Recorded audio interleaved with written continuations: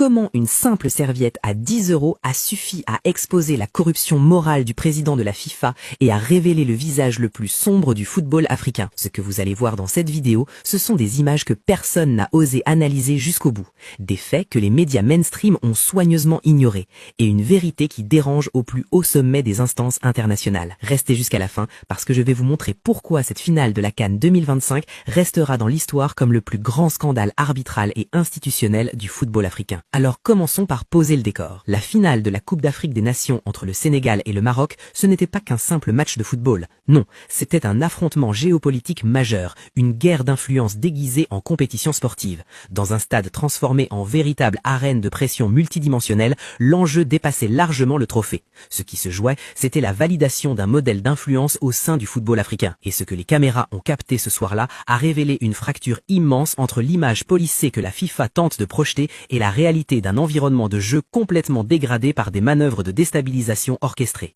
Et au centre de tout ça, il y a un homme, Gianni Infantino, le président de la FIFA en personne, celui qui est censé incarner la neutralité, l'équité, le fair play.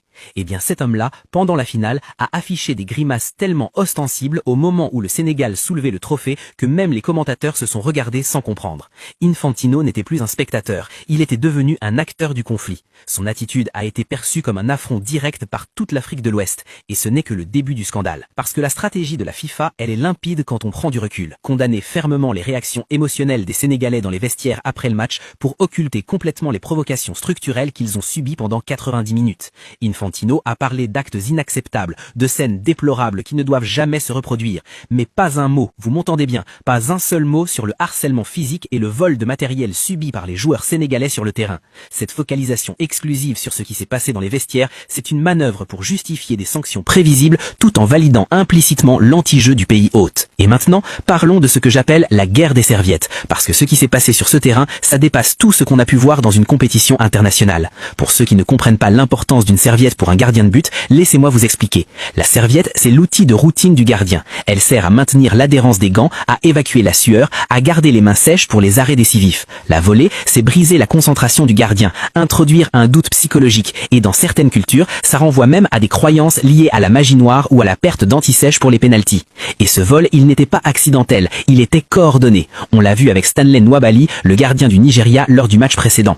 Achraf Hakimi avait déjà jeté sa serviette directement à l'arbitre de touche sans que ce dernier ne réagisse. Zéro sanction, zéro réaction, une paralysie totale, voire une complicité des officiels. Et en finale, la même tactique a été déployée contre Edouard Mendy. Laissez-moi vous décrire les acteurs de cette opération. D'abord Achraf Hakimi, le capitaine du Maroc, instigateur direct, filmé en train de jeter le matériel de Mendy vers les ramasseurs pour le faire disparaître. Ensuite Ismaël Saïbari, un joueur qui avait quitté le terrain mais qui s'est comporté comme un vigile en bord de terrain, effectuant des appels et des contre-appels pour empêcher les remplaçants sénégalais de redonner le matériel à leurs gardiens.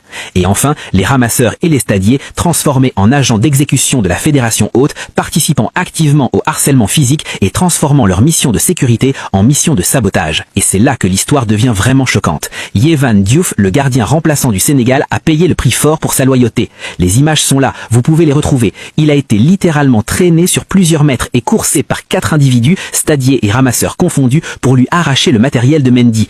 4 personnes adultes censées assurer la sécurité qui agressent physiquement un joueur professionnel pour une serviette. C'est du jamais vu dans l'histoire du football international. Et Malik Diouf, lui, a dû escalader les panneaux publicitaires pour récupérer l'équipement volé. Vous imaginez la scène, un joueur international obligé de grimper par-dessus les panneaux de sponsoring pour récupérer le matériel de son équipe. C'est ce qu'on appelle du football de quartier, mais institutionnalisé au plus haut niveau. Mais le Sénégal a gagné, malgré tout, malgré le harcèlement permanent, malgré l'environnement toxique, malgré la machine institutionnelle hostile. Les Lions de la Teranga ont soulevé ce trophée avec une force mentale qui force le respect. Et Malik Diouf, dans un geste devenu viral, a posté une story montrant sa médaille d'or à côté de la fameuse serviette, tournant en dérision tous les efforts désespérés du camp adverse. C'est ce que les supporters appellent désormais la justice de Dieu. Et maintenant, l'ironie suprême, le point de rupture totale entre la réalité et la narration politique de la FIFA. Devinez qui a reçu le prix de fair play de ce tournoi?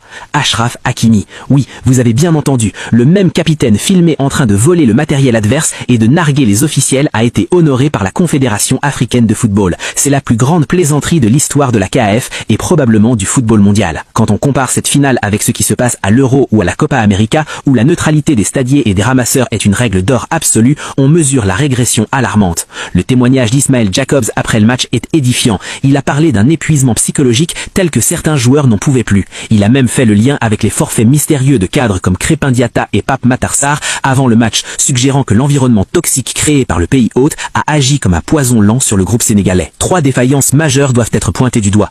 Premièrement, la passivité coupable des arbitres. Le geste de Hakimi jetant la serviette à l'arbitre de touche sans aucune sanction définit une zone de non-droit sur le terrain. Deuxièmement, l'instrumentalisation des stadiers. L'intrusion physique des agents de sécurité pour agresser Yehvan Diouf marque la fin de la notion même de sécurité neutre. Et troisièmement, le sabotage psychologique coordonné. L'utilisation de joueurs remplaçants comme Saibari pour harceler le camp adverse en plein match est une violation flagrante de tous les protocoles de la FIFA.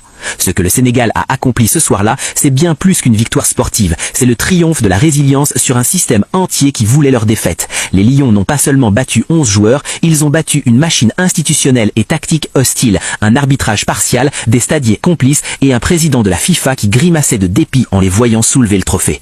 Alors maintenant, je vous pose la question. Pensez-vous sincèrement que la FIFA a encore la moindre crédibilité pour sanctionner le Sénégal après avoir récompensé les provocations d'Hakimi avec un prix de fair play? Est-ce que cette institution peut encore prétendre incarner les valeurs du sport quand son propre président affiche publiquement son parti pris? Je veux lire vos arguments dans les commentaires. Dites-moi ce que vous en pensez. Et si cette vidéo vous a ouvert les yeux sur ce qui s'est vraiment passé lors de cette finale, partagez-la massivement, parce que cette histoire mérite d'être connue. Abonnez-vous si ce n'est pas encore fait, activez la cloche pour ne rien manquer, et on se retrouve très vite pour une prochaine analyse. Allez, la